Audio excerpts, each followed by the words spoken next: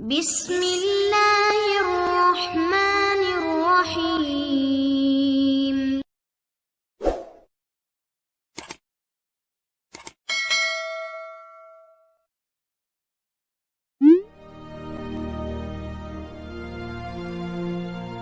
Proklamasi.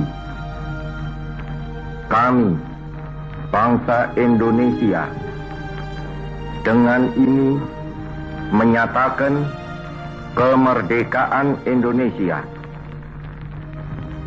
Hal-hal yang mengenai pemindahan kekuasaan dan lain-lain diselenggarakan dengan cara saksama dan dalam tempo yang sesingkat-singkatnya.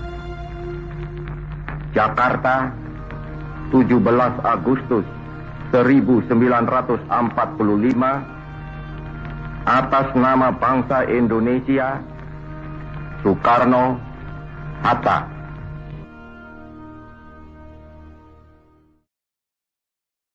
Assalamualaikum warahmatullahi wabarakatuh.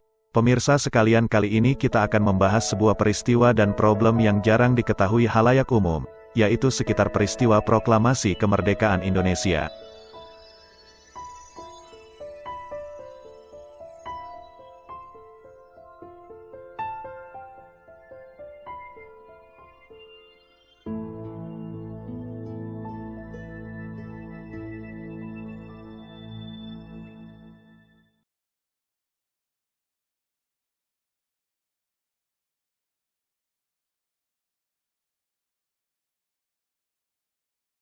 Tidak banyak di antara generasi muda di Indonesia yang mengetahui bahwa sebenarnya ada problem mendasar di sekitar peristiwa proklamasi Republik Indonesia. Adalah seorang tokoh sejarah bernama Kiai Haji Firdaus An yang menyingkap terjadinya pengkhianatan terhadap Islam menjelang, saat, dan setelah kemerdekaan. Menurut beliau semestinya ada sebuah koreksi sejarah yang dilakukan oleh umat Islam. Koreksi sejarah tersebut menyangkut pembacaan teks proklamasi yang setiap tahun dibacakan dalam upacara kenegaraan. Teks tersebut merupakan hasil ketikan Sayuti Melik, atau Sajuti Melik, salah seorang tokoh pemuda yang ikut andil dalam persiapan proklamasi. Proklamasi kemerdekaan itu diumumkan di Rumah Bung Karno, Jalan Pegangsaan Timur nomor 56 Jakarta, pada tanggal 17 Agustus tahun 1945, hari Jumat, bulan Ramadan, pukul 10 pagi.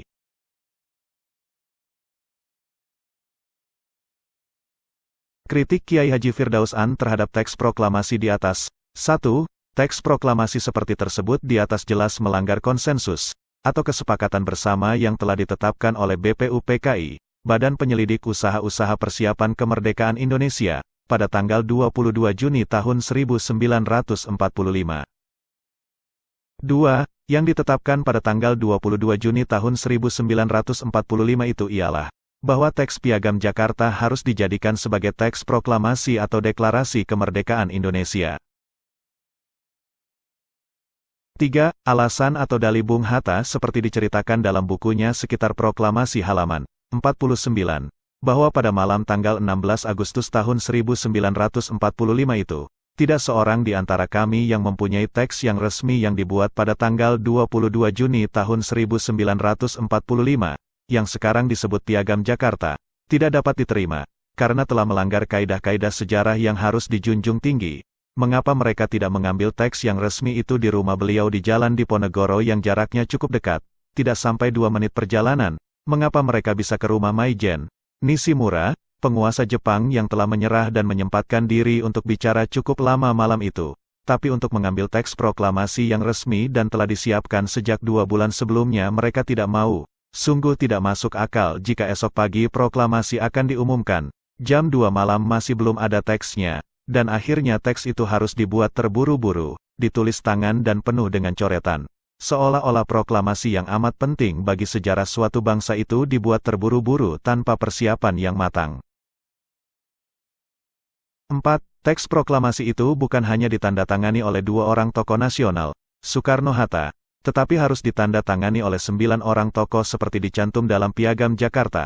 Keluar dan menyimpang dari ketentuan tersebut tadi adalah manipulasi dan penyimpangan sejarah yang mestinya harus dihindari. teks itu tidak otentik dan tidak dapat dipertanggungjawabkan kebenarannya. Deklarasi Kemerdekaan Amerika saja ditandatangani oleh lebih dari 5 orang tokoh.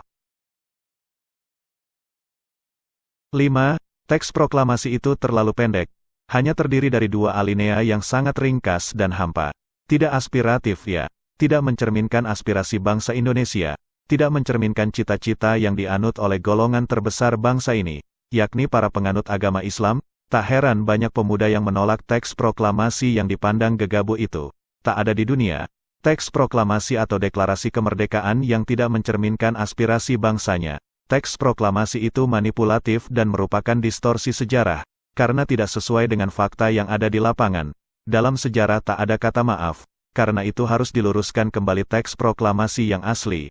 Adapun teks proklamasi yang otentik, yang telah disepakati bersama oleh BPUPKI pada tanggal 22 Juni tahun 1945 itu sesuai dengan teks atau lafal Piagam Jakarta.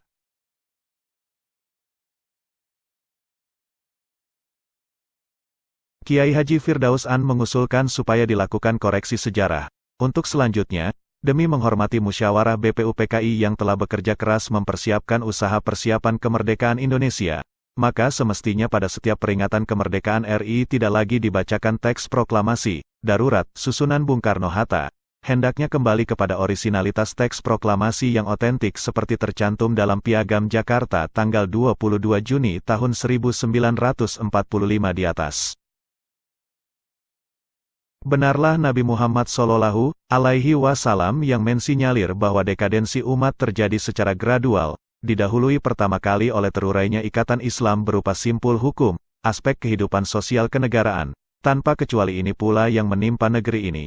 Semenjak sebagian founding fathers negeri ini tidak berlaku, amanah, sejak hari pertama memproklamirkan kemerdekaan maka diikuti dengan terurainya ikatan Islam lainnya sehingga dewasa ini kita lihat begitu banyak orang bahkan terang-terangan meninggalkan kewajiban sholat. Mereka telah mencoret kata-kata syariat Islam dari teks proklamasi.